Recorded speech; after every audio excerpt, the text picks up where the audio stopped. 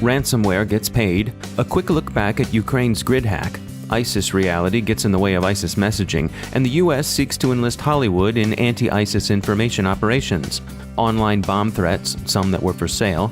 Apple stonewalls the FBI, but the U.S. Justice Department gets a court order telling Apple to help open a killer's iPhone.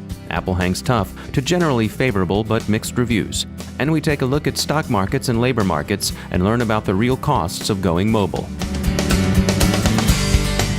This CyberWire podcast is made possible by the Johns Hopkins University Information Security Institute, providing the technical foundation and knowledge needed to meet our nation's growing demand for highly skilled professionals in the field of information security, assurance, and privacy.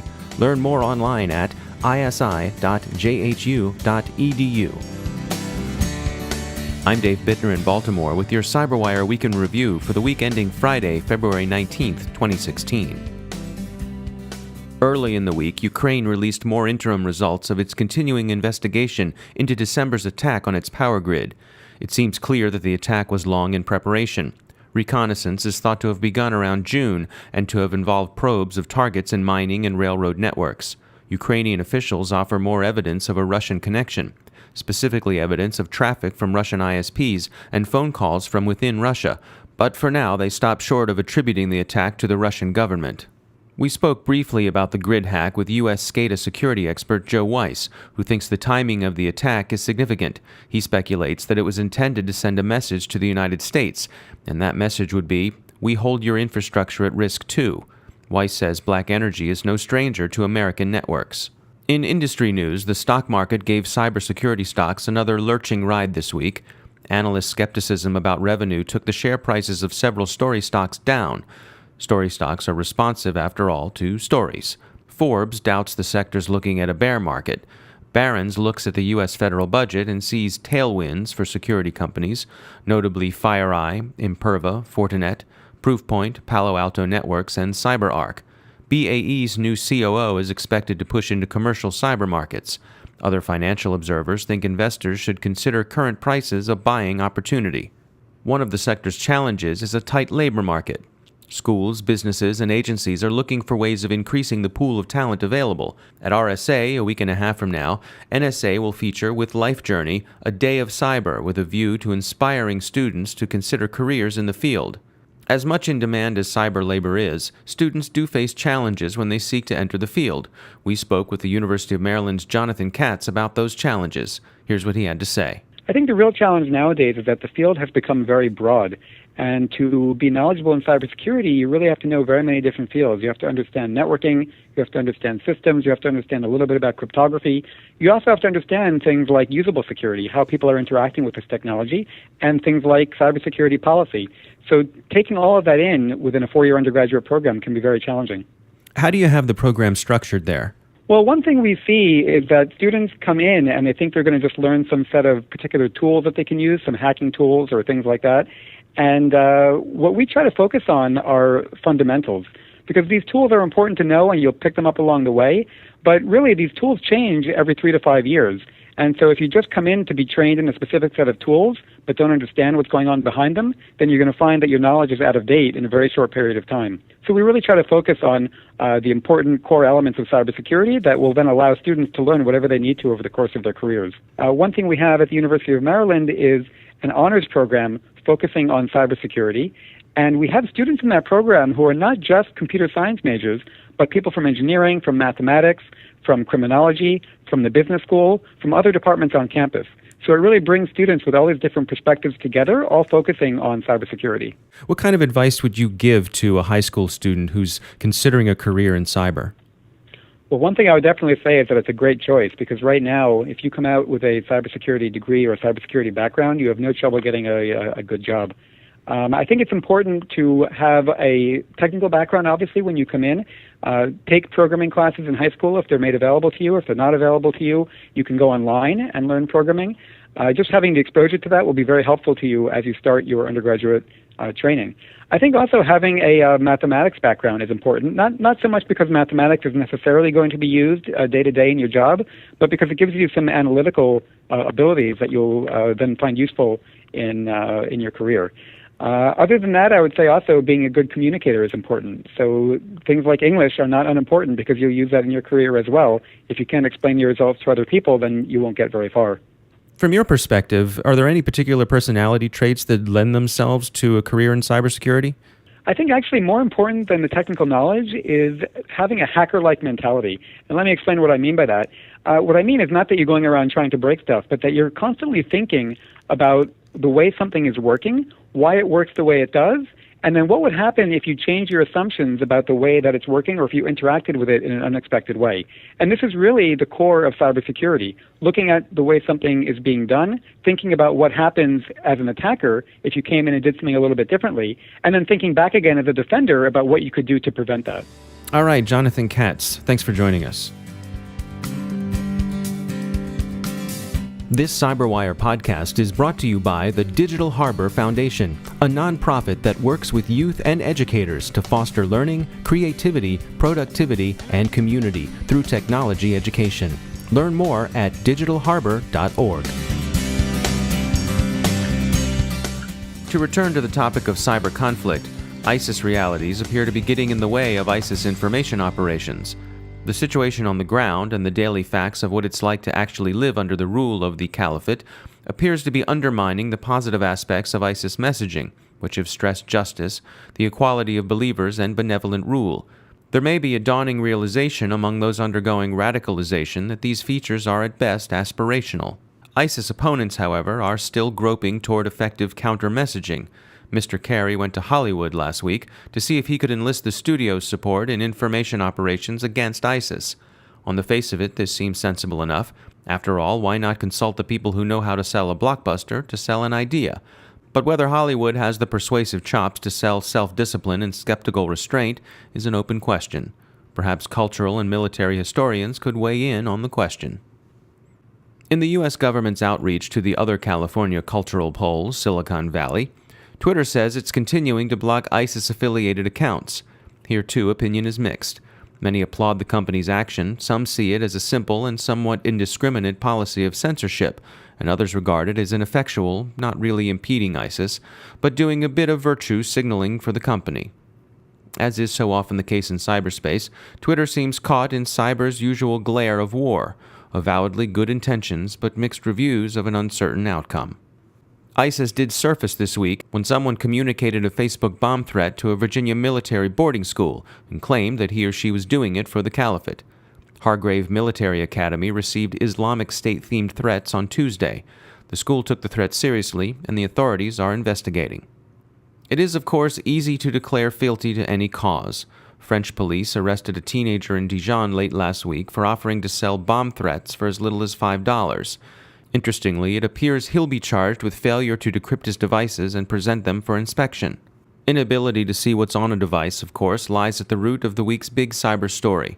Apple's refusal to comply with a U.S. magistrate's order to help the FBI get access to an iPhone used by one of the San Bernardino jihadist killers. Apparently, Apple would be technically capable of delivering the requested assistance because the device, an iPhone 5C, is an older phone.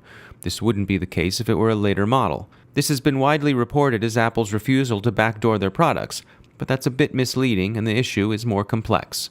First, Apple isn't refusing to honor a conventional search warrant. It's not a conventional search warrant because Apple doesn't have the shooter's password. Instead, the Department of Justice asked the court under the All Writs Act of 1789, a very old and relatively obscure law, to direct Apple to render certain kinds of assistance to Bureau investigators. Specifically, the FBI would like Apple to help it bypass certain security measures in ways that would make it easier for the Bureau to brute force the password. Apple is being asked to bypass the security features that locks the iPhone after a limited number of unsuccessful tries, and to alter the software to permit rapid electronic entry of password tries. In effect, the company is being asked to serve as an adjunct to the investigators. Reaction to Apple's decision to hang tough is mixed, but on balance, favorable. Passcode's influencers poll shows that 60% approve of Apple's resistance to the order, while the remaining 40% disapprove. Those who approve tend to see the incident as another engagement in the crypto wars, and that the sort of assistance the FBI wants amounts to something so close to a backdoor as to make no difference.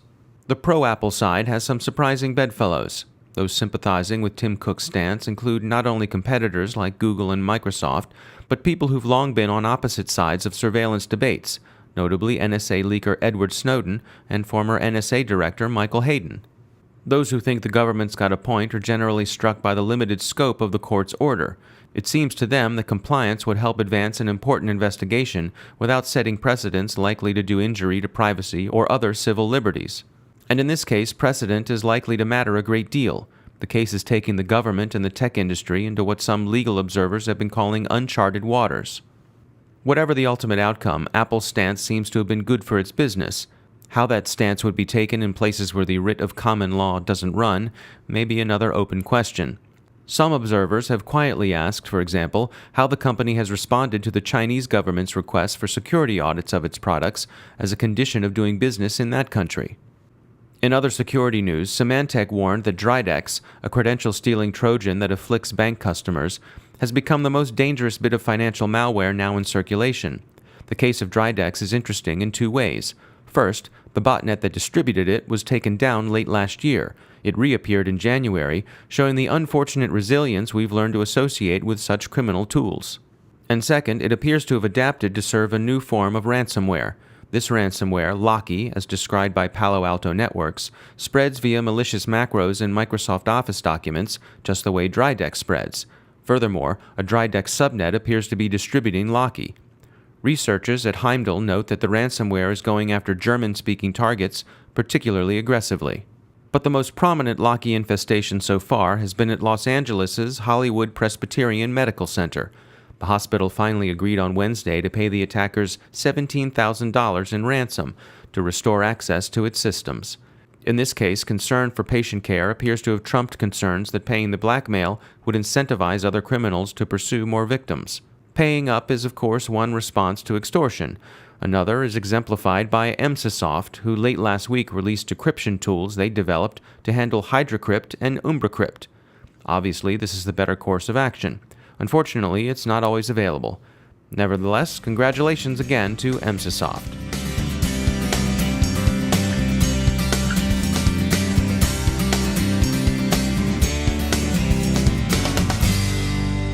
Chances are you and your coworkers are doing more of your work using mobile devices. There's no question that the use of mobile devices continues to skyrocket, but what does that device actually cost your company? Michael Covington is the Senior Director of Products at Wandera, a company specializing in security and management for mobile data. What we did was we worked with an independent market research partner to survey about 1,000 IT managers, and we did this across both the U.S. and the U.K. We've seen that the typical perception of mobility TCO is that it's a simple equation. It's device plus the plan. The results of our study actually show that this is grossly inadequate. It's made worse by this notion that the plan is really only inclusive of predictable carrier costs and not these extras that are typically unexpected, like the bill shocks that you incur when a user goes roaming or you have excessive data usage. According to Covington, companies are only looking at part of the whole picture. What we've seen is that if you look at the device and the plan only, the expectation is that the TCO is going to be in the region of about $850 per device per year. The number that we're actually seeing is more than 2x that amount, which is closer to $1,840 a year. Wandera's survey revealed a number of costs that are often overlooked or underestimated. Things like IT resources, the folks that are actually required to be on staff to manage the devices, the services that you might deploy in order to assist with managing the mobile fleet. So, for example, enterprise mobility management tools, telecom expense management tools, mobile security software, and more importantly, the cost of remedying a mobile security breach. The frequency and cost of mobile breaches were one of the more surprising results from the survey. The first thing for me that stood out was just the simple acknowledgement by many of those that we surveyed that they had actually suffered a mobile security breach in the last 12 months. Secondly, the cost that they associated with those breaches for me was staggering. About a quarter of our U.S. respondents who did suffer a breach over the last year were spending $40,000 to $150,000 US to clean up that breach. Another group, about 23%, said that the breaches had cost them between $150,000 and $400,000. Covington points out that there are unique security challenges when dealing with mobile devices. For me, there's a few aspects of mobile computing that make security on these platforms really different. And the first is just the perception that mobile devices are inherently secure. We know that it's absolutely false that these devices can and have been compromised, but users believe that these devices are secure, and so they approach mobile computing from a very different mindset. End users are typically willing to just simply attach to any network that they see available. They don't look for lock icons to ensure that their traffic is being encrypted, and they'll actually install anything just because they view that apps aren't viewed as risky. It's not the same as double-clicking on an attachment in an email on a traditional desktop machine. So what to do? Covington says information and awareness are key. We're really suggesting, I think, first and foremost, that enterprises go into their mobility programs with eyes wide open. It's really important that they understand all of the costs that come into play, and they don't kind of deal with them as they come up in the wild once they've deployed to a mobile fleet. I think on the security side, we also recommend that mobility managers get full visibility into what's actually happening within their mobile platform. So understanding not just what's happening at the device or with the management platform for those devices, but what's actually happening in real time as those devices talk to the internet. Our thanks to Michael Covington for joining us. You can check out Wandera's white paper on the true costs of mobile computing at wandera.com. Finally, in news of crime and punishment, a hacktivist who'd been involved in an operation that sought to punish a Massachusetts hospital for its conduct in a case of alleged child abuse was arrested this week. The circumstances were unusual. He was picked up by a cruise ship as a distressed mariner aboard a small craft. Apparently, he was trying to reach Cuba. And that's the CyberWire. For links to all of today's stories, along with interviews, our glossary, and more, visit thecyberwire.com. The CyberWire podcast is produced by CyberPoint International, and our editor is John Petrick. I'm Dave Bittner. Thanks for listening.